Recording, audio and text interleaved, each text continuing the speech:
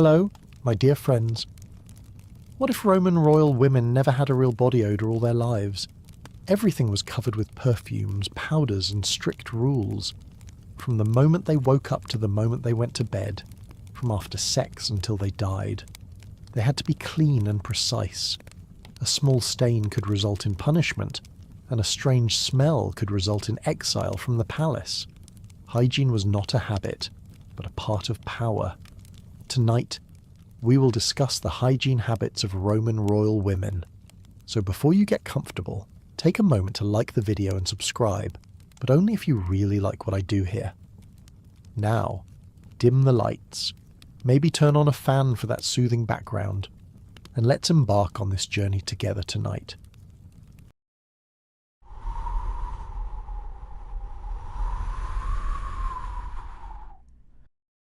If you ever believed that royal women in the Roman Empire lived a life of comfort, hygiene might change your mind. Cleanliness was not just a daily habit, it was a matter of status, obedience, and image. For these women, it was one of the few areas where they were constantly touched, examined, and evaluated, yet they had almost no control over it. From the moment they opened their eyes in the morning, everything was already prepared. A sequence of actions had been established long before they were even born. Each basin, each towel, each oil had its place and purpose. The process began before sunrise. Servants entered without knocking. Water was boiled, herbs were crushed, and the scent of lavender or crushed laurel filled the room before the first word was spoken. The royal woman did not speak first. She was not expected to. She was expected to stay still, to allow her body to be processed. Her role was to comply. One servant washed her face using water poured from a silver vessel. Another gently rubbed a mixture of olive oil and salt onto her arms and legs. A third stood nearby, holding clean linen cloths, folded to the exact shape needed. There was no rushing. Each movement followed the same pattern as the day before. Even the order of which limb was cleaned first was the same. It was not about efficiency, it was about order. It wasn't bathing, it was choreography. Everyone had a role. The water pourer did not handle the oils. The oil person did not touch the feet. Each action was done with purpose and care, but not affection. The woman at the centre of it all was often silent, not because she was calm, but because that was the rule. Speaking during cleansing disrupted the flow. Emotions were left outside the door. Even small details were monitored. Fingernails were inspected for uneven edges. Skin was checked for marks or blemishes. Any area that appeared dry or too red would be reported to the head of the staff. It might seem excessive, but to the women of the imperial household, it was routine. Many of them had never known anything different. Compared to today's quick morning shower and a splash of perfume, it was a stage production repeated every single day. They were not allowed to be messy, not allowed to be late, not allowed to say no. If the water was too hot, they did not complain. If the linen was scratchy, they bore it. A royal body was not treated as a human body. It was treated as a symbol. Clothing could not be worn on unprepared skin. Before the underlayer of linen was put on, the woman was massaged with a thin layer of scented balm. This balm was sometimes made with crushed petals and beeswax. It had to be soft enough to melt into the skin, but not so oily that it would stain the fabric. If it did leave marks, a servant could lose their position. Mistakes were not forgiven. Personally, I find it strange how being clean could make someone feel so imprisoned. What should have been a private moment was turned into something public and structured. It was not about how the woman felt, it was about how she appeared to others. The process was not only repeated each morning, but again at midday if she had attended a ceremony, and sometimes again in the evening if she was expected to share company with a high-ranking guest. On special days, like birthdays, religious events, or feasts, the cleansing routine was even longer. The water used had to come from a specific well. It was boiled, cooled, and filtered 3 times. Oils were selected by rank. Some fragrances were reserved for the Empress only. The towels were embroidered with her initials and only used once before being sent to be washed separately from other linens. She did not bathe herself. She did not dry her own body. She did not choose the scent she would wear. Everything was decided around her, but never by her. That was the paradox. She had power, but not autonomy. She had access, but not choice. The most serious rule was that no one outside her designated chambermaids could see her during or after the bath, not even other noblewomen, not even her husband. She had to appear already perfect. The process of getting clean had to remain hidden, even though everyone knew it happened. This secrecy made the final result seem effortless, as if she were simply born that way. There were penalties for anyone who violated the hygiene protocols. A servant who dropped a towel could be reassigned to kitchen work. A maid who over-scented the room could be sent away. The woman herself would not be blamed publicly, but any mistake reflected badly on her reputation. It meant she could not manage her own household. That, in turn, meant she was not suitable for higher duties. Sweating was considered disgraceful. Women were carried in litters to avoid walking under the sun. Fans made of ostrich feathers were waved constantly. Walls were lined with wet cloths to cool the air. Every measure was taken to prevent perspiration. If she did sweat, she was to be cleaned immediately. Not just wiped, but re-cleansed. At night, the process reversed. The makeup was removed with warm milk and rose water. The feet were washed again. The body was lightly dusted with a dry powder made from ground rice and herbs. Her nightclothes were soft and perfumed. Her bed was checked for insects, moisture, and creases. Even in sleep, she had to remain pure. She was not dirty to begin with, but in the eyes of the Empire, she was always in danger of becoming so. The body was treated like a surface that needed constant correction, a body that could never be fully trusted. No one asked if she felt clean. They only looked to see if she looked clean. The next step in her routine was far more intrusive. It was not just about looking presentable. It was about proving purity. In the next part, we will look at how these women prepared their bodies for marriage nights and religious rituals, when being clean meant something far more invasive. Cleanliness for royal women did not end with washing the skin. What mattered even more was the absence of any natural scent. The body was never allowed to smell like flesh, sweat, or oil. The idea that a woman of status might carry the scent of her own body was not just unpleasant, it was unacceptable. Her identity was defined by how far she could distance herself from the physical signs of being human. That included odour, no matter how mild or harmless. Each area of the body was assigned a fragrance. Hair carried one type, hands another, and clothing was soaked in something else entirely. Even earrings and necklaces were dipped in oils before being worn. Boxes of scented powders were kept near the dressing table. Before a woman left her private quarters, she would pass through a final check. A servant would lean in, sniff the air around her, and confirm that only the chosen blend was noticeable. If anything felt off, even by a small margin, the entire process would be repeated from the start. This fear of scent came from above. The emperor was the centre of attention, and his opinion shaped the rules. If he wrinkled his nose or shifted slightly when seated next to a woman, it could ruin her standing. A single moment of discomfort could be interpreted as failure. Whispers would spread. Servants would be questioned. The woman might lose invitations to future ceremonies. All of it could begin with something as invisible as smell. It's almost impressive how an empire so powerful could be undone by a breath of air. No one dared argue against the rule. Instead, they developed more tools to avoid risk. Small sachets of herbs were sewn into the hems of dresses. Slippers were lined with dried petals. Even undergarments were pressed with strips of cloth soaked in rose or almond oil. These tricks were meant to keep every layer of the body surrounded by something more pleasant than skin. What seems strange now is how far they took it. The women were not allowed to have scent from their own bodies, yet were expected to walk, sit, speak, and sometimes dance for hours. That contradiction forced the creation of invisible systems to hide what could not be avoided. Servants were trained to recognize the first signs of body heat and intervene. A woman who moved too much was quietly escorted away for reapplication. There were benches in side rooms where she could be redusted, rewrapped, and returned without anyone noticing. Compared to a modern perfume bottle you might keep in your handbag, they had a full staff with the same job. But it was not just about applying pleasant smells. It was about preventing any human trace from leaking through the surface.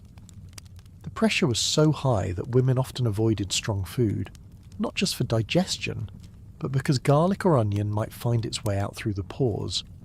Breath was also considered part of the body's scent, so wine was used as a mouth rinse, and honeyed herbs were chewed before formal events. This obsession extended into sleep. At night, a woman did not simply lie down and rest. Her bedclothes were sprinkled with powdered resin, sometimes with a hint of mint or lavender.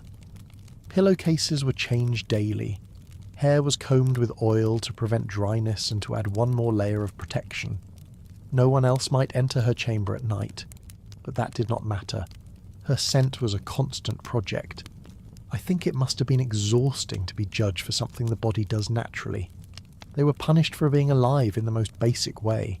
If their bodies functioned normally, they had to hide it. The smallest failure was a flaw in discipline. That mindset did not make them healthier.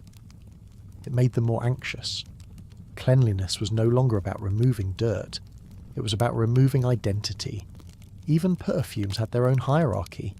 Certain blends were reserved only for the empress or for goddesses and temple rites. Some were made from imported ingredients that cost more than a soldier's yearly pay. A woman of lower rank caught wearing a restricted scent could face penalties. Her intentions would be questioned. Was she trying to rise above her place? Was she mocking someone with more power? The idea that smell could carry political meaning seems absurd, but in their world, it made perfect sense. At official gatherings, a woman's fragrance often arrived before she did. Men would catch it in the corridor and know who was approaching. That made smell a kind of signature. It told others how important you were, how much you were favoured, how well your house was managing your image. If someone smelled of nothing at all, that was a statement too. It suggested poverty, disgrace, or illness. Women who fell ill were often removed from public view, not because they were contagious, but because their bodies could no longer maintain the expected freshness. Even a slight sour note in the air might draw suspicion. Some diseases altered the skin's scent, others affected the breath. Once detected, they became impossible to separate from the person. People remembered the smell long after the illness passed. Inside the palace walls, those details were rarely forgotten. A bad day could become a permanent reputation. Some women wore stronger scents not because they liked them, but because they were afraid. Afraid of being noticed the wrong way. Afraid of whispers. Afraid of not being allowed back into the same rooms. In time, these customs became habits. Mothers passed them to daughters. Servants trained other servants. The rituals were no longer questioned. They simply existed. Everyone knew what would happen if they were broken. And because no one wanted to be the first to let their natural body show, no one dared stop. What makes it all feel heavier is knowing that none of these women had a choice. They could not refuse the powders or reject the oils. They were not free to like or dislike the smell assigned to them. Their bodies were cleaned, perfumed, and corrected to match an idea of perfection created by others. And once that standard was in place, there was no turning back. Even silence had a scent, and it had to be sweet. What followed was no less controlled.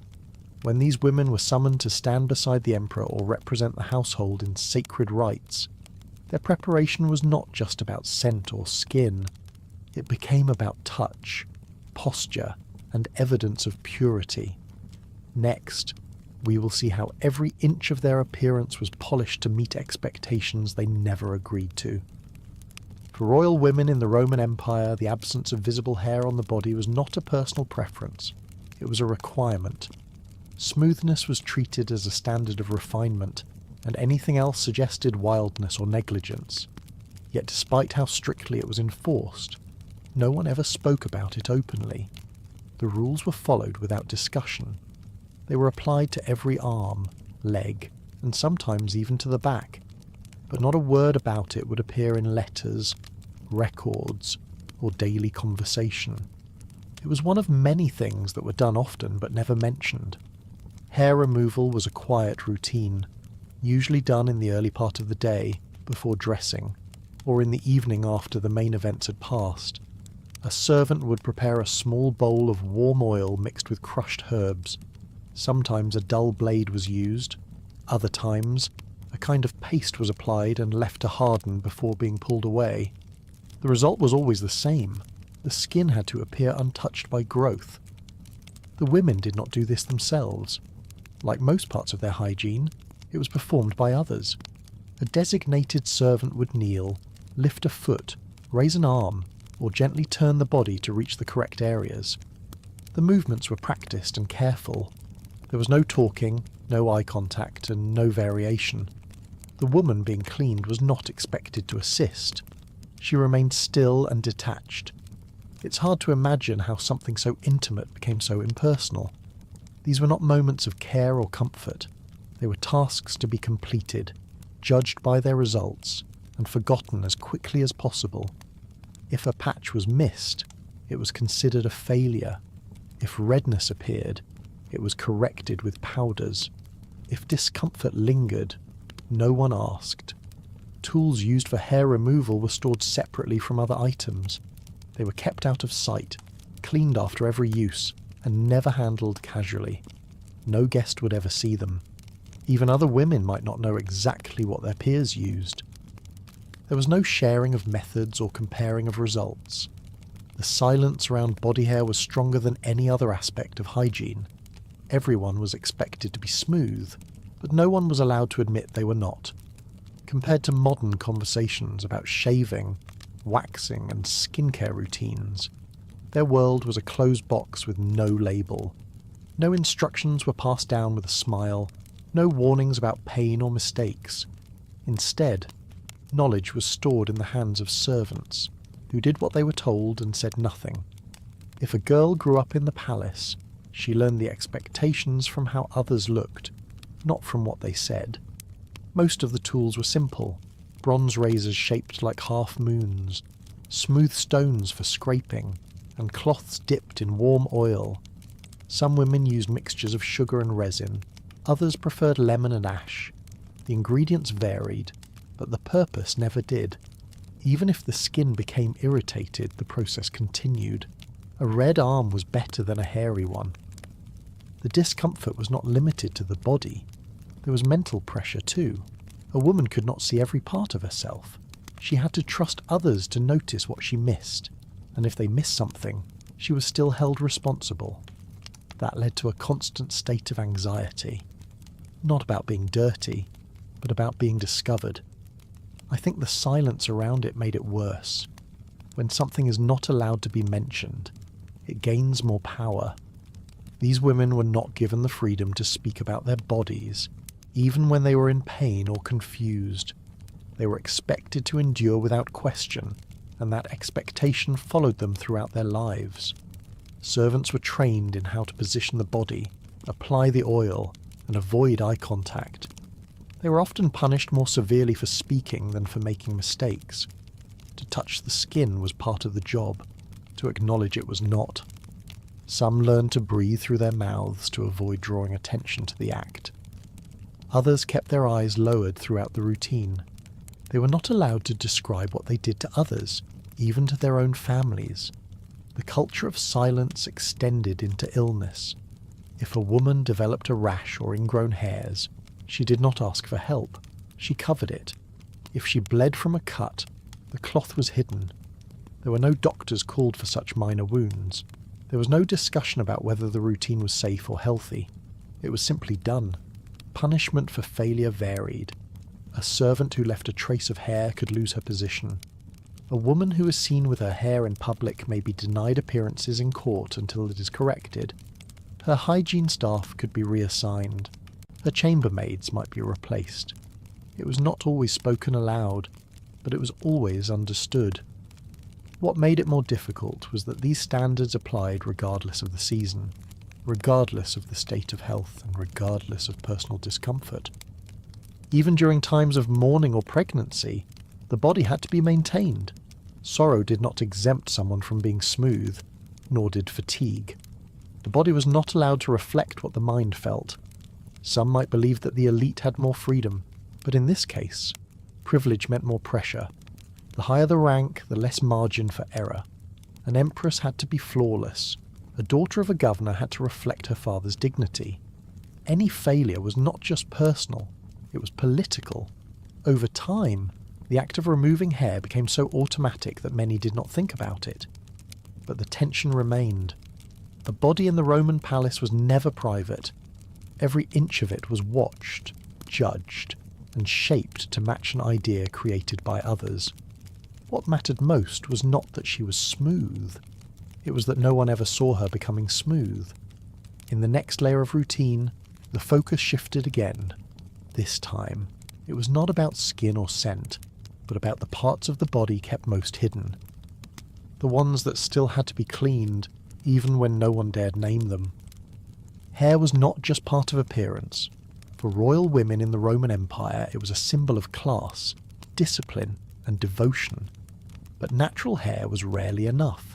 Few women had the thickness, shine, or volume that the court demanded, so they supplemented. Strands from other women, often servants or slaves, were collected, washed, and sewn into the royal's hair. These additions were referred to as enhancements in private, but they were expected in public. No one could appear with thin or unruly hair, not even in moments of grief or illness. Hair was styled every day, often multiple times. After morning cleansing, a servant dedicated only to hair would approach with a case of tools. There were combs made of bone, pins of bronze, ribbons dyed in rich tones, and vials of oil lined neatly on a tray. The woman would sit upright, and the process would begin. First, the scalp was massaged with oil. Not too much, just enough to reflect light and maintain its shape. Then each section of hair was pulled, stretched, and woven into the chosen form. Some days required braids, other days called for high-coiled towers. The style depended on the event. The extra hair was blended in slowly, layer by layer. It had to match in colour and texture. If the woman's hair were dark and thick, only strands that had the same qualities would be used. If the match was not perfect, it could not be worn. There was a separate storeroom for collected hair, sorted by length and shade. New batches were washed with perfume and hung to dry in warm, shaded rooms. It's almost funny how someone could wear another person's hair and still be expected to pretend it was their own. Everyone knew it was added. Everyone acted like it wasn't. The illusion had to be maintained, not because anyone believed it, but because pretending kept the system intact. Saying it out loud was out of the question. The oils used in hair care were among the most expensive items in the royal household. Some were imported from as far as India, blended with spices and resins, and shipped in sealed clay jars. Others were made locally but still cost more than a labourer's monthly wage. Each woman had her blend. The scent had to match her skin, her garments, and her bedding. This was not a matter of preference. It was assigned, just like the tone of her dresses or the way she wore her shoes, compared to today's shampoos and conditioners lined up in a bathroom cabinet. Their process was part ritual, part obligation, and part performance. The scent of the oil had to last through the day. It had to remain on the pillow, on the collar of the dress, and even in the air after she walked away. If the aroma faded too soon, it was considered a sign of poor hygiene. Dryness was not tolerated. Split ends were seen as a sign of a lack of self-respect. Hair had to lie flat, move smoothly, and resist frizz in heat or humidity. That required daily attention, sometimes even hourly. Servants carried combs in their sleeves. If a curl shifted out of place, it was corrected immediately. If dust settled on a braid, it was gently blown off and re-oiled. The head of a royal woman was never left alone. There were consequences for failure. If a guest commented a messy strand or a faded scent, the entire household would feel it. The woman might be pulled from the next event, the hair servant might be reassigned, the supplier of oils might be replaced. The standard was not about beauty, it was about control. Smooth hair meant a smooth household. Disorder suggested weakness. No one spoke about hair loss. It often happened due to stress, tight styles, or the weight of the added hair, but it was treated like a secret. Women who experienced thinning were instructed to sleep with their heads elevated. Some were given headpieces to wear at night, filled with padding to reduce friction. They did not discuss it, even among close relatives.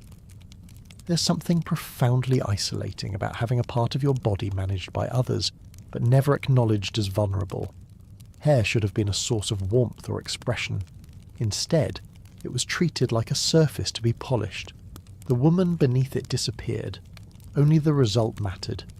The act of hair maintenance shaped how women moved. They learned to sit without leaning back, to walk without turning too quickly, to nod only with the neck, not the head. These habits were taught early and corrected often. Girls as young as 12 were expected to stay still for hours while their hair was worked on. If they cried from the pulling, they were scolded for being weak. If they fidgeted, they were told they would never become proper women. In private, many women dreaded the process. They complained only in silence.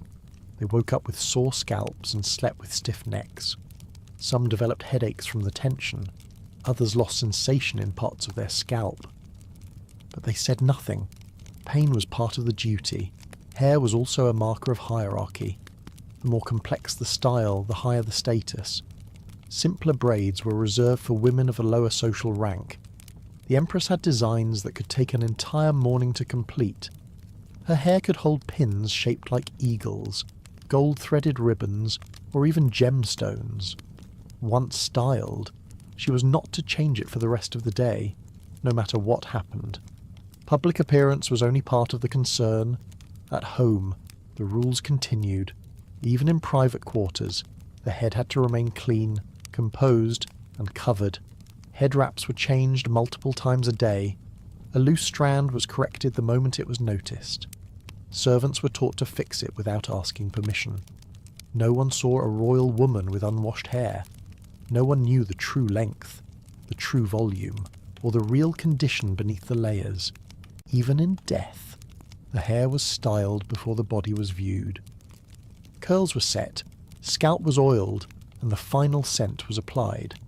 The illusion was carried all the way to the grave. Every day, her hair was arranged as if she were preparing for an audience she did not control. Next, we moved to the space where privacy became even more distant. We will look at the rituals behind cleansing the most private areas of the body, where the silence was deeper and the rules even more precise. After the hair had been styled and the oils absorbed into the scalp, the attention of the royal household turned to the most carefully guarded place in the palace, the bath chamber. It was not open to other noble women, it was not shown to visitors, and it was never discussed openly.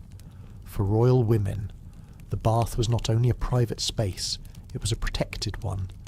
It was treated almost like a sacred site, where the body was stripped not only of dirt but of all contact with the outside world. Only selected servants could enter. They were chosen for loyalty, silence, and precision. Once assigned, they rarely changed. Even if another maidservant fell ill, her replacement could not enter the bath chamber unless approved in advance. The space was sealed from the rest of the residence. Doors were thick, curtains were layered, noise was absorbed before it could echo. The routine began long before the woman stepped inside. Water was collected from a designated source, filtered through cloth, and left to settle in large ceramic vessels. The temperature had to be perfect, not warm enough to cause sweating, not cool enough to startle the skin. The balance was checked by hand, then again with a thin ivory stick. Only when the head attendant approved could the water be poured into the tub. There were no splashes, no rush. Every movement was deliberate, and every vessel was handled with care. The bath itself was usually a shallow basin made of polished stone, lined with soft cloths on the bottom to protect the skin from scratches. A thin layer of rose petals or chamomile sometimes floated on the surface, not enough to touch the skin directly, just enough to influence the scent of the steam. It's almost comical how much effort went into creating a bath that felt effortless. But that was the point. The final impression had to be natural, while every step behind it was anything but. The water had no room for error. Neither did the clothes. Only one towel was allowed to touch the royal body. That towel was handled by a single servant, who was not permitted to speak during the process. The layout of the room was fixed. Oils were placed near the door. Herbs were kept in covered jars, set on the left side of the basin. The scrubbing cloths were folded in thirds, never halves. The floor was wiped twice before the woman entered. Nothing in the room was accidental. Even the shape of the water pitcher had meaning. Certain styles were reserved only for use with high-ranking women. Others were set aside for guests or ceremonial days. Compared to a modern bathroom, this was more like a silent theatre with no audience. Every motion was choreographed, every mistake quietly corrected before it became noticeable. The woman did not lift her arms unless instructed. She did not speak unless asked a question. The bath was not a time to relax, it was a time to submit. No one else could use the water after her. It was drained immediately. Clothes were washed separately. Even the air was cleared with smoke from burning herbs. The idea was to remove any trace of her presence, so the space remained untouched for the next time. Each bath was treated as if it were the first. Drying was another task altogether. The skin was not rubbed but pressed gently, one area at a time, shoulders, arms, neck, feet, each with a separate section of the towel. The servant performing this task was often the most trusted. She had to work quickly but never rush. If the skin reddened, she had to stop. If it stayed damp, she had to blot again. There's something chilling about how much discipline was required just to wash one's own body. These women were not allowed to feel casual or free, even when naked and alone. They were surrounded by people but isolated by protocol. Every moment was supervised, every part of the process monitored. The bath chamber also served as a site of inspection. While the woman was being washed or dried, her body was checked for marks, bruises, or signs of illness. This was not done by a physician. It was done by trained attendants who knew what to look for but were not allowed to speak of it. If anything unusual was found, it would be reported through quiet channels, never directly. Some women came to fear the bath, not because of the water, but because of what might be discovered during it. A small bump, a spot of discoloration. Anything could become cause for concern, and once it was noticed, it could not be undone. After the drying, the woman was wrapped in a long sheet of linen, warmed beforehand. She remained in that wrap until her clothing was ready. During this time, no one entered. Even if another servant had a message, they waited outside. The body was considered vulnerable, even when covered.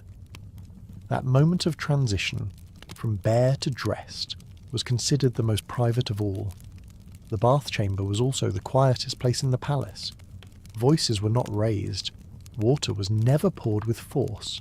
Nothing echoed.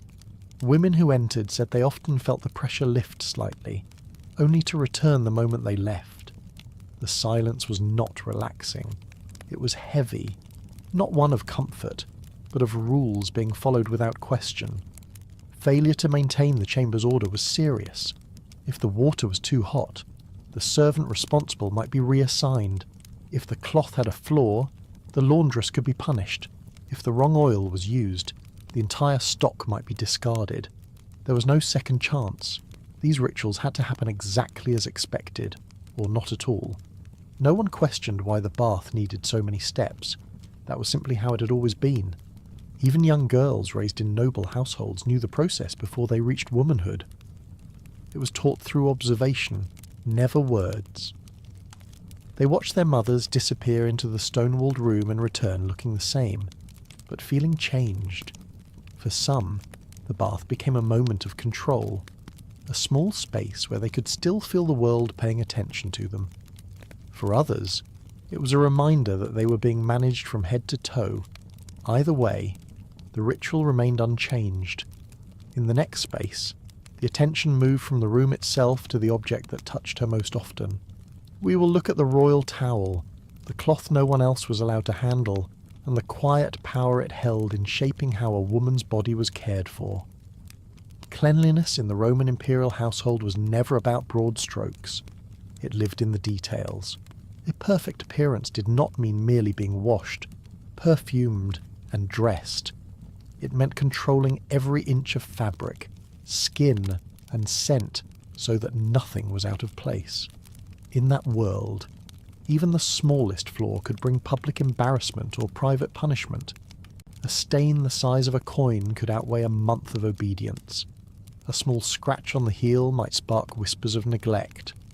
The fabric that touched a royal woman's neck was examined more closely than the food she ate.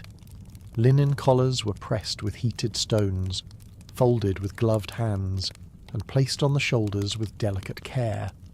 Once worn, they were monitored throughout the day.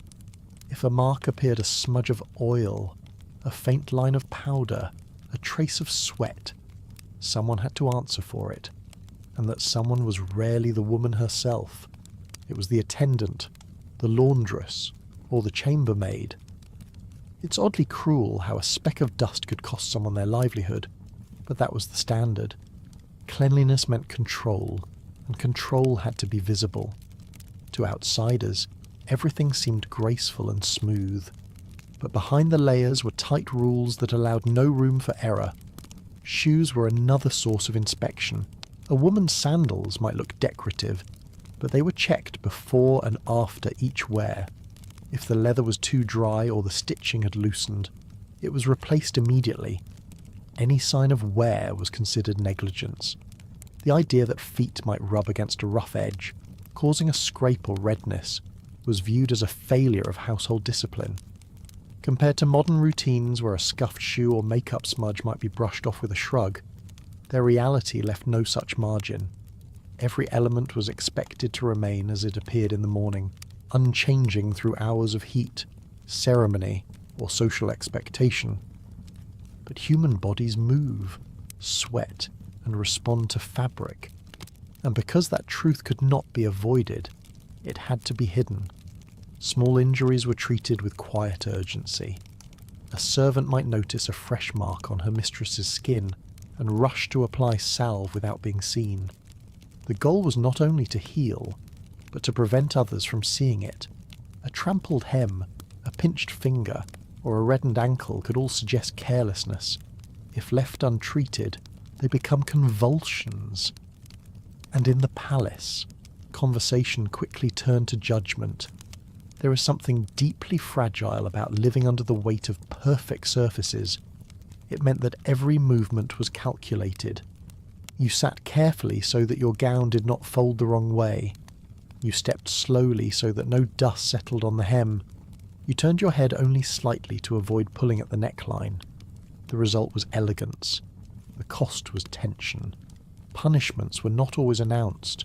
Sometimes a servant would simply disappear for a few days. Other times they were made to stand in the courtyard or kneel in silence near the laundry room. If the mistake was seen as disrespect, the consequences became harsher. A wrinkle in the bedsheet could become evidence of laziness. A smudge on a mirror could imply disobedience. In a place where there was no forgiveness for sloppiness, fear became the primary motivator. Each piece of clothing came with its own risk. Gloves were to be folded only once. Belts had to be hung at the exact length specified by the wardrobe mistress. Even hair accessories were wiped clean after every use. They were not allowed to carry any powder from the scalp, any trace of oil, or any mark from the fingers that handled them. If a servant touched an item too soon or too late, she might be reassigned to chamber pots or kitchen scraps.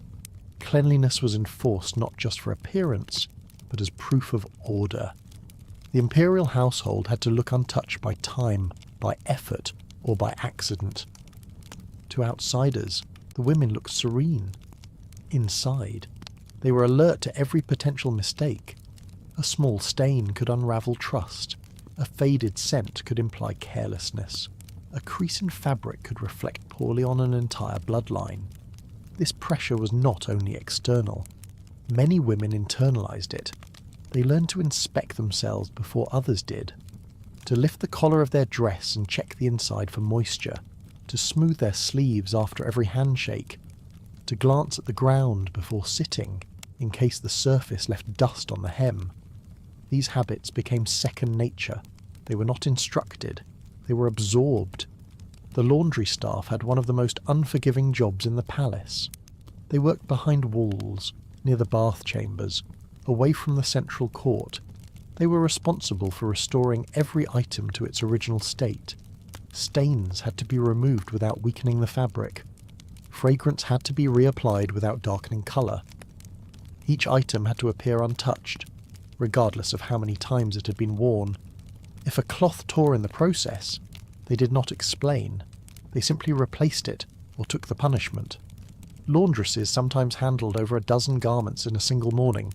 They did not rest until the last pleat was pressed, the last ribbon steamed. Yet no one remembered their names. If they did everything right, they remained invisible. If they failed once, they were summoned. Even the storage system had its codes. Garments were stored in boxes lined with dried herbs. Each box was marked not with the wearer's name, but with her scent, her embroidery pattern, or the sequence of events she last attended. This prevented confusion and helped ensure that clothing never passed between women. Sharing, even by accident, could lead to accusations of impropriety. By the time a woman stepped into public view, everything had been checked, folded, steamed, scented, and secured. Yet one drop of oil from a finger, one shift of fabric under the sun, one breath of warm air could undo it all. Cleanliness in the palace was not a goal. It was a test repeated every day, with no final score. In the next layer of inspection, the pressure moved from clothing and surface to posture and motion. We will look at how the way royal women moved was shaped entirely by the fear of looking anything less than pristine. After the linens were cleaned, the collars straightened and the outer garments checked, attention turned once again to the skin. But unlike the hidden parts of the routine, the final layer had to present an exact balance. The body needed to emit a scent, appear soft and smooth, yet show no trace of oil or gloss. It had to carry the illusion of perfection without revealing the process behind it. Skin was expected to feel nourished, but never slick. The oils used were of high quality, usually made from crushed flowers, tree sap, and rare seeds. They were gently warmed before being applied, then massaged into the skin using soft cloths or bare hands, depending on the part of the body. But the application had limits. If too much oil were used, the skin would shine, and that was considered improper. Shine implied excess. Shine suggested laziness. The solution was to blot. After the oil had been absorbed, a thin layer of linen or wool was used to gently dab the surface, removing any remaining traces of moisture. Then came the powder. It was not heavy, just a trace, usually made from finely ground rice or chalk. It was sprinkled lightly over the shoulders, chest, and arms. Its job was to create a matte finish, one that still carried the fragrance of oil, but gave the look of untouched skin. It's oddly specific how the goal was to smell like a garden but look like a statue. The skin had to be soft, warm, and dry simultaneously. No creases, no shine, no sign of human texture. Even elbows were examined, even the back of the knees. The most visible areas were treated with extra care. Hands were soaked, not just in water, but in wine or flour-infused liquid to soften the cuticles. Then they were dried gently and rubbed with a mild cream, followed by powder. If they looked too damp, they were powdered again. If too pale, A tiny hint of tint was added. The final touch was a fragrance applied directly to the wrist bones. Compared to today's skincare routines, which celebrate dewy and glowing finishes, their world treated glow like a failure. A woman with too much sheen might be accused of sweating. Sweating meant either nervousness, sickness, or, worst of all, carelessness. A dehydrated appearance was the desired standard. That meant checking and adjusting skin texture throughout the day. This expectation extended even to areas rarely seen. Shoulders covered by fabric still had to be prepared, just in case a robe slipped or a breeze lifted a veil. The stomach, thighs, and back were oiled and powdered, even if no one would see them.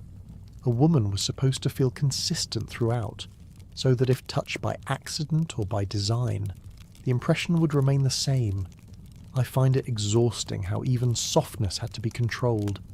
They were not allowed to have skin simply, they had to curate it. The natural state of the body was never good enough. It had to be layered, conditioned, and hidden behind a surface of dry beauty. The more invisible the effort, the more successful it was considered. Servants who handled this part of the routine were often trained in silence. They were not allowed to speak while applying oils. They could be replaced for using too much product, or for leaving residue on the garments afterward. Some had to learn through touch alone. They were evaluated not by the royal woman they served, but by the results seen in public. The face was the most difficult area. A thin oil was applied, followed by a powdered blend made from chalk and crushed shells. The forehead, nose, and cheeks had to look even but not heavy.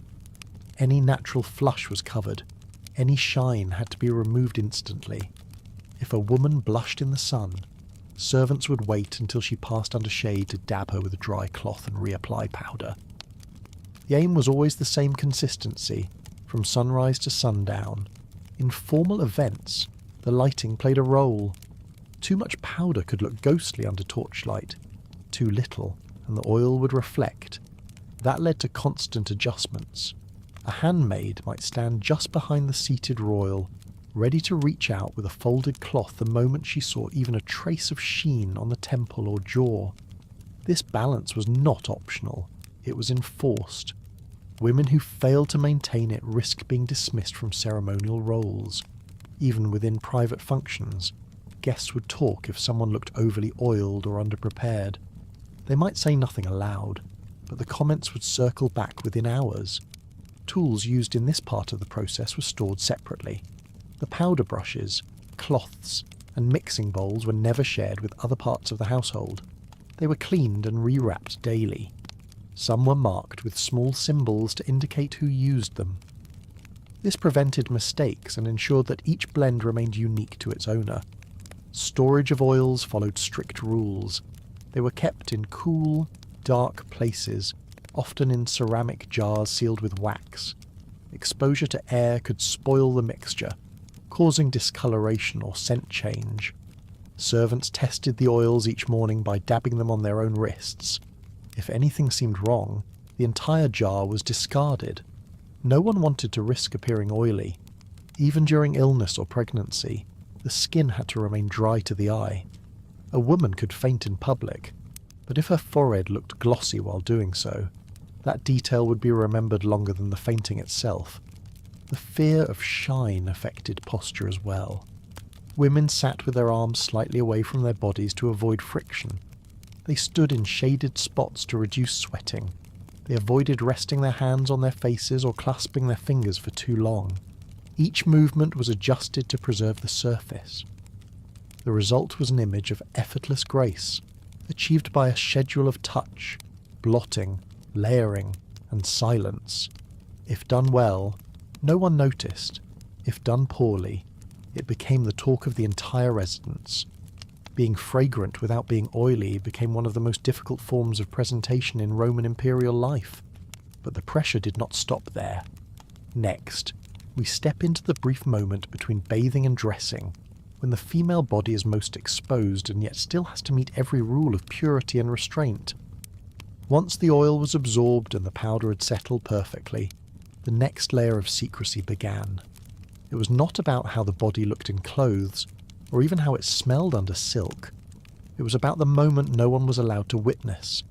The bath itself was hidden from every gaze. No matter how many people assisted in preparation, the final act of cleansing remained guarded. No men were permitted inside, not even physicians, not even the emperor. Bathing was considered an act too intimate for public order. It stripped away the symbols of class and placed the woman in a state of physical vulnerability.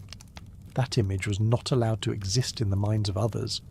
While servants entered and exited to manage towels, oils, and temperature, they did so without ever facing her directly. They looked down, kept quiet, and stayed behind the draped screens unless called by name. The main section of the bath chamber was divided into two parts. There was a space for boiling and mixing water, another for setting clean linens, and the central area for the tub itself. A layer of curtains surrounded that central zone. It was made of heavy fabric, often thick enough to block shadows. The curtain stayed closed during the entire bathing process. Only 1 or 2 female attendants were permitted to enter, and even they had strict limitations on what they could say or do. It's almost ironic how a body that appeared in frescoes, sculptures, and coins had to be hidden the moment it was real. Representation was allowed. Reality was forbidden. The emperor could commission statues of his wife, but he was not allowed to step into her bath. That space was hers, though even in that space she was not truly alone. While water was poured and oils applied, the woman remained silent. Her position in the tub was fixed. Movements were slow and guided. She did not scrub. That task was assigned to others. Cloths were used gently, always from shoulder to hand, knee to ankle, back to waist. No part of the process resembled the casual cleansing of common life. Compared to today's idea of a relaxing soak, her bath was more performance than pleasure. Each stroke of the cloth was symbolic. It was meant to purify, to smooth away the day, to erase anything that suggested exposure. The bath was not for enjoyment. It was a requirement of the position. The emperor might ask whether his wife had bathed. He might notice the scent afterward, but he never saw the act. Even on wedding nights, the expectation was that she would appear fully prepared, her body already fragrant, powdered, and wrapped in soft linen. The transformation had to occur out of his sight. He received the result, not the reality. That separation was carefully preserved. No man was ever allowed to handle her drying cloth. No male servant ever entered her bathing space. If something were forgotten inside, a message would be passed hand to hand until a female attendant could return. In many households, the bath chamber was the only room in which no male presence had ever been recorded. It says a lot that the place most tied to the physical body was also the most carefully concealed. Cleanliness, in this world, was not only about removing what was dirty, it was also about maintaining what was clean. It was about never appearing to need the removal in the first place. The woman had to seem untouched, even by her own hands. After bathing, the woman would be wrapped immediately. A linen cloth, warmed near the stove, was placed around her shoulders, a second one for the waist, then one more, folded like a sash across her chest. Her hair remained damp but covered. Her feet were wiped before she stepped onto the dry, cloth-covered floor. No mirror was present in the bathing space. That was deliberate. The focus was not on self-inspection. It was on submission to process. She was not supposed to admire herself. She was supposed to trust the system to prepare her. The idea of looking at one's reflection in that moment was considered disruptive. Once dressed, she exited the chamber through a narrow passage. The main entrance was reserved for preparation staff. This ensured that her reappearance in the household felt like a renewal, not a return from an ordinary task, but a reintroduction of perfection. The bath erased what lay underneath. She stepped out new. No man ever questioned what happened inside. To do so would have been considered deeply inappropriate. Even in rumours, the bath was rarely mentioned. It was referred to in vague terms, her hour of preparation, a time of silence, her personal chamber.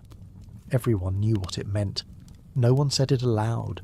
During times of illness, the bath was sometimes skipped, but even then, dry cleansing took its place. Cloths dipped in herbal infusions were used to wipe the limbs. Powder was applied more heavily to mask the absence of scent. The illusion continued, even when the body could not follow. In some rare cases, a royal woman chose to bathe without attendants. This was allowed only under strict protocol. The clothes had to be placed in advance. The water was measured. The oil blended. Once everything was ready, the servant stepped out and waited beyond hearing. When the bell was rung, they returned to dress her again. It was one of the only times she was fully alone, but even then, no one asked how she felt. The bath was not about peace. It was about readiness. If it gave her comfort, it was considered secondary. What mattered was that when she reappeared, she was flawless. No marks, no scent out of place, no question of effort. The bath was the one part of her life she performed in silence, and yet it carried the loudest expectations. Next, we'll enter the moment immediately after she stepped back into public view, when her body had been cleaned, her scent arranged, but her presence still had to be controlled through posture and movement. After the bath was done and her body had been wrapped, perfumed, and prepared, she was expected to return not to rest, but to another layer of routine. Her bed, like every other surface that touched her, had to be part of the performance. It was not a place to simply collapse and recover. It was a structure that required its rituals, inspections, and rules of cleanliness. The sheets she slept on were changed each morning without fail, not because they were visibly dirty, but because the mere idea of lingering scent or warmth was considered offensive. The fabric that had absorbed her body heat overnight had to be removed before it altered the atmosphere of the room. Even if she had not moved much, even if she had slept still and silent, the fabric was replaced. It was done quietly, with no conversation, just the soft movement of cloth over wood and the careful folding of corners. The linens used for sleeping were not like other clothes in the palace. They were lighter, smoother, often bleached with ash and sun, then softened with crushed herbs before use. These linens were never used more than once without airing. On dry days, they were stretched over frames and placed in filtered sunlight. On rainy days, they were warmed gently over low fires or clay stoves. The goal was not only to dry the fabric, but to renew it completely. It's mildly ridiculous how much effort was spent pretending a woman hadn't slept in her bed. However, in the royal household, sleep was viewed as something that left behind traces, and those traces were perceived as flaws. Even signs of deep rest were quietly erased by others, before she ever noticed them herself. The mattress was also checked each morning. Servants examined the shape, the edges, and the centre for signs of sinking. If a depression was found, the stuffing was shaken and redistributed. A small layer of linen was placed under the sheet to prevent any moisture from reaching the mattress itself. These precautions were taken daily, not because something had gone wrong, but to avoid the possibility that something might. Compared to today's habit of remaking a bed in minutes, their process was slow, methodical, and layered with expectation. The pillow was not simply fluffed, it was aired, rotated, and struck lightly with the side of the hand to release any trapped scent. The hair oil from the night before, the trace of perfume on her cheek, even the faintest sweat from behind her ear had to be removed from the cloth, even if only symbolically. Once the bed was stripped, the new set of linens was brought in. These were kept in closed chests lined with lavender, mint, or lemon balm. Each set was marked, not by the day of the week, but by the season, the household's mood, or upcoming events. Some were scented more strongly than others. If she was expected to receive guests the following day, the cloth might carry a sharper floral note. If she had been unwell, a calming blend would have been chosen instead. I think there's something deeply impersonal about sleeping in a space that cannot remember you. The bed had to be ready for the next night as if nothing had happened the night before. Her movements, her warmth, her stillness or restlessness, none of it was allowed to linger. Cleanliness in this case meant erasure. It was not enough to clean the fabric. They had to remove the memory of sleep itself. No detail was left out. The bed frame was wiped down weekly with cloth soaked in diluted vinegar to prevent the build-up of oils or scents. The posts, the carvings, and the joints in the wood were all cleaned. If the bed had curtains, they were shaken and dusted. If the curtains were heavy and scented, they were replaced every month. All of this was done without permission or announcement. The woman did not ask for it. It simply happened around her. There was a rhythm to these tasks. Every servant knew their part. One removed the sheets, another handled the pillows, and a third smoothed the mattress and placed the base layer. The same motions, repeated every morning, created a space that always looked untouched. At night, when she returned to her room, the bed was not only clean but warm. A linen sheet might have been laid over the mattress an hour before. A small clay dish with embers might have been placed underneath the bed frame to keep the space dry. In winter, thicker blankets were used, but they were not allowed to show signs of wear. Even a single loose thread might be clipped and replaced without her ever noticing. If she fell ill, adjustments were made. She was not allowed to stay in bed with unchanged linens. Instead, 2 servants would lift her slightly while others pulled the sheet away from beneath her and replaced it in halves. If she could not be moved, cloths were layered beneath her and changed every few hours. None of this was framed as comfort. It was simply part of the system. Cleanliness at night did not stop with fabric. The air itself was refreshed.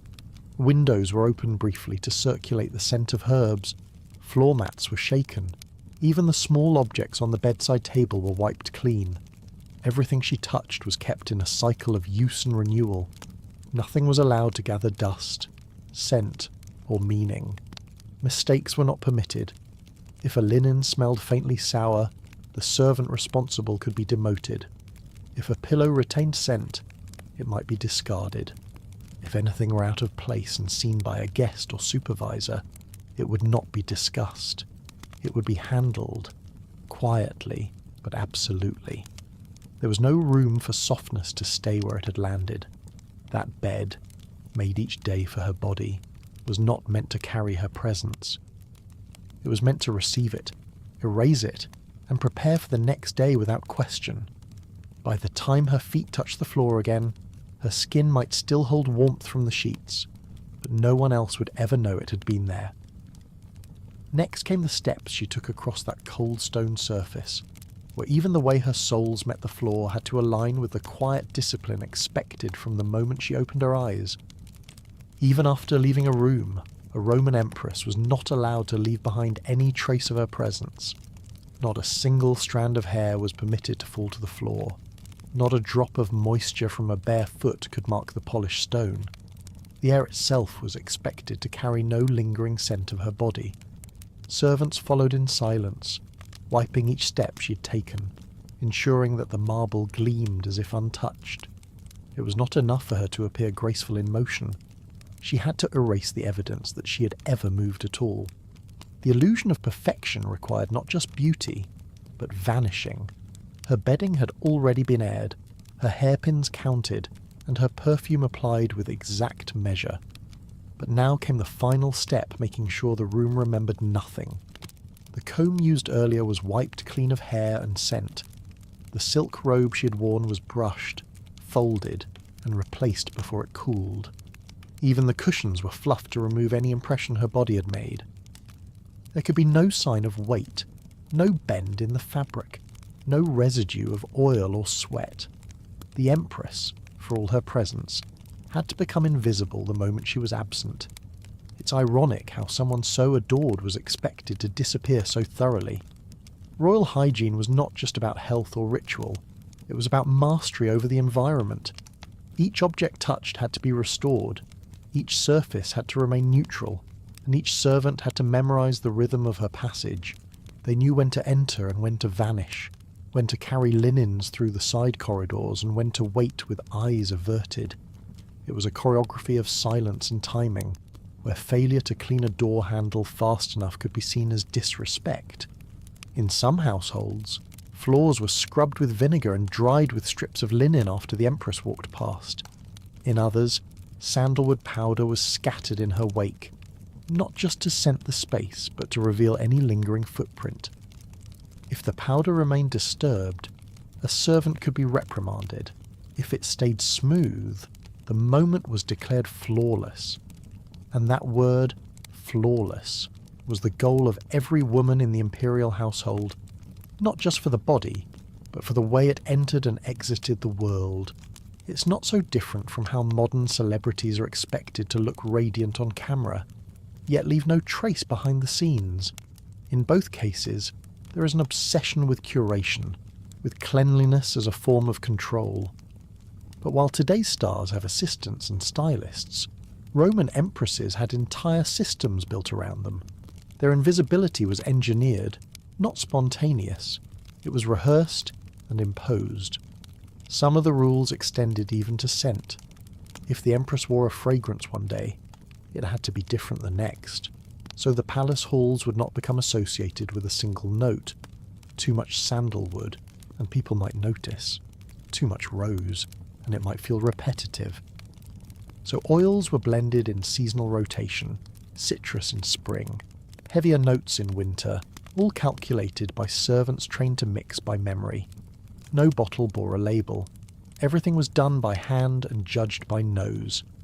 The strange part is how all this effort wasn't about impressing others, but about protecting an image that could never be seen up close.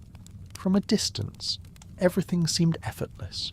The clean robes, the quiet steps, the glowing skin. But the closer one got, the more work there was to hide. That was the paradox of Roman royal hygiene. The fewer people who noticed, the more labour it required. And of course, these habits weren't private. They were enforced. Servants who failed to meet standards could be punished by being beaten or replaced. A stray thread on a tunic, a missed fingerprint on polished bronze. Even a breeze that carried the wrong scent into a hallway could lead to punishment. Cleanliness wasn't just for the Empress. It was a weapon of control over everyone around her. The towels used to dry her were burned if stained. The combs were discarded if cracked. The soaps were replaced if their scent faded before the end of the week. In the Emperor's court, even time had to be cleaned. Nothing could linger. Everything had to end in silence and shine. Cleanliness was a ritual, a rule, and a reminder the Empress was perfect, and the world must reflect that. It's both exhausting and fascinating to imagine the pressure these women lived under just to smell right, step right, and vanish correctly. Behind every graceful appearance was a team of nervous hands, eyes trained on dust, and ears listening for the softest misstep. To be royal in Rome was not just to rule, it was to vanish without a trace. Something is haunting in that kind of perfection. It suggests that presence was never the goal, only memory, but even that had to be spotless. Her day would soon continue, with another ritual, another layer of fragrance, and another robe perfectly arranged. But before any of that, there was one more test. Could a single servant walk into the empty room and say with certainty that no one had ever been there? What followed was even more delicate. We move now to the ritual of scent layering, where every part of the body receives its fragrance, measured by rank, season, and symbolism. The care of intimate areas for Roman royal women was treated with extreme discretion, but never neglect. Soap, considered too harsh, was never applied to this part of the body. Instead, special infusions were prepared daily from herbs like myrtle, chamomile, and rose petals by dedicated servants. These solutions were gently poured, not rubbed, to avoid irritation. The process was silent, often carried out behind layered curtains, and only a select group of women was allowed to be present. Cleanliness here was about both purity and status, and the women were expected to emerge from the process untouched by scent or texture. Once cleansed, a second ritual followed the application of precious oils. These oils were not randomly chosen. Many were imported, expensive and symbolic. Amber resin was believed to protect fertility, while rare gums like frankincense were thought to elevate status through scent. A few drops were warmed by hand and dabbed, not smeared, onto the skin. The oil had to sink in without leaving a shine, a scent trail, or any mark on linen. That was the measure of correct application. Over time, the body absorbed the fragrance, and its presence became subtle but lasting. A woman of rank was expected to carry this hidden scent like an invisible signature. There's something almost absurd about spending a fortune to smell like you didn't try at all. And yet, that was the goal. The ideal was not bold perfume, but a faint warmth, barely noticeable. Only those closest, and only in certain moments, might detect it. This made the scent both personal and powerful. And since no one dared to mention such topics openly,